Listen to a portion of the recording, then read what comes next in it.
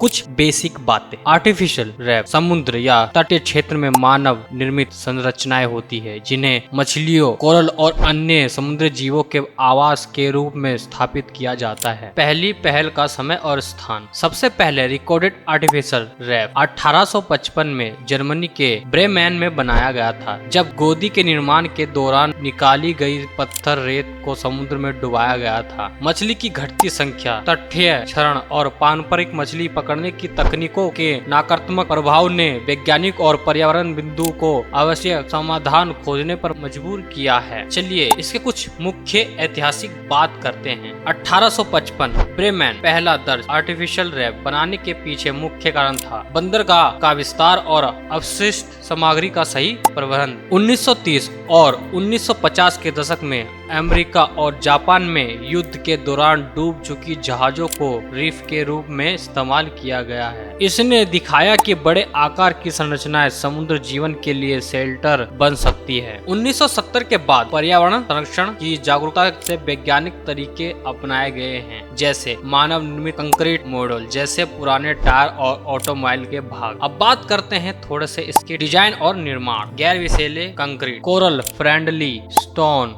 विशेष polymer और ऊष्मा प्रतिरोधी धातु, आकार और छेद युक्त संरचनाएं ताकि छोटे मछली छिप सके, बड़े खंभे या टावर जो बड़ों को आश्रय दे सके। स्थापना प्रक्रिया, साइट सर्वेक्षण, समुद्री धाराओं, गहराई, समुद्री जीवन का अध्ययन, रोबोटिक ड्रोन, गहरे पानी में मॉड्यूल को सही जगह पर स्थापित करना, मला और गोताखोर द्वारा फाइनल एडजस्टमेंट करना। अब जानते हैं इसके तरीके। नेचुरल और मटेरियल रीफिंग, पुरानी नावों या जहाजों को साफ करके समुद्र में डुबोना। Cast in place concrete reefs, side पर कंक्रीट ब्लॉक का निर्माण एवं स्थानांतरण। रिसाइकलिंग टायर रीफ्स, टायरों को बांधकर बलून या जाल की तरह लटकाना। हालांकि पर्यावरणीय चिंताओं के कारण आजकल सीमित 3D प्रिंटेड रीफ आर्किटेक्चर मिल जाते हैं। नवीनतम तकनीक के अंतर्गत सोल्यूबल मटेरियल से 3D प्रिंटिंग का समुद्री जीवन के मुताबिक डिजाइन तैयार करना। बायोलॉजिक टीम रिसर्च, कोरल टोचारो लार्वे को सीधे संरचना पर संलग्न करना ताकि वह तेजी से बढ़ सके। अब जानते हैं इसके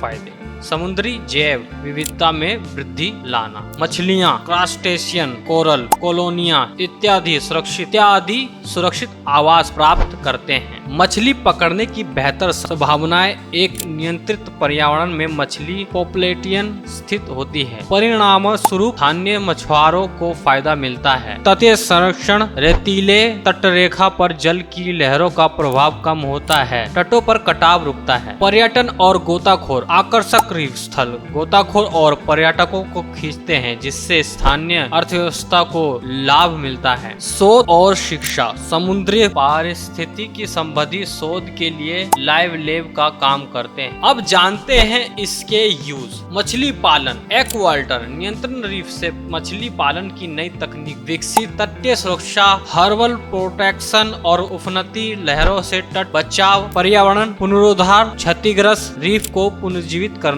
और कोरल रेस्टोरेशन, शिक्षा और पर्यटन, गाइडेड ड्राइविंग स्कूल के लिए ओरिएंटेशन प्रोग्राम होता है। अब बात करते हैं अक्सर पूछे जाने वाले प्रश्न नंबर पहला, कृत्रिम रीफ कब बनाई गई थी? प्रथम परमाणु रीफ 1855 में जर्मनी के ब्रेमेन में समुद्र में पत्थरों के डब से बना था। प्रश्न नंबर 2, क्या आर्टिफिशियल रीफ प्राकृतिक रीफ को नुकसान पहुंचाते हैं? अगर सही सामग्री और डिजाइन का चयन किया जाए तो नुकसान नहीं बल्कि प्राकृतिक रीफ पर दबाव कम होता है और जैव विविधता बढ़ती है। क्या सभी प्रकार की सामग्री इस्तेमाल की जा सकती है? नहीं, केवल गैर विश्लेषण समुद्री जीवन के अनुकूल सामग्री जैसे कि स्पेशल कंक्रीट, पुनर्विनाकृत स्टील और कोरल फ्रेंडली स्टोन को प्राथमिकता दी जाती है। गहरे पानी में रीफ डालने का क्या खतरा है? स्थापना प्रक्रिया में गोताखोर और ड्रोन सेंसर की मदद से सही गहराई का चयन किया जाता है। मुख्य खतरा, गलत साइड चेन से मछलियों के आवास में बाधा है, जिससे बचाव सर्वे से